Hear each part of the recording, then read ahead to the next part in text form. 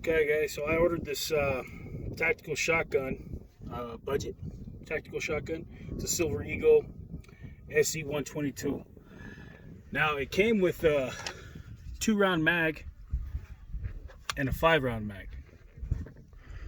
But as most of you went and seen, you can go get the Panzer Arms 10-round mags.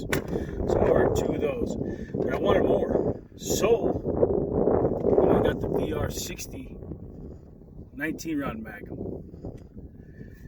and we just cleared about 40 shells through it. Right now we're just running some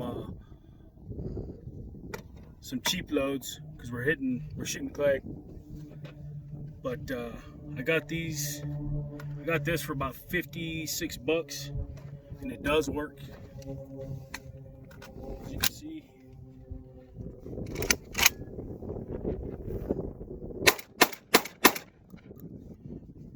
there's no problem.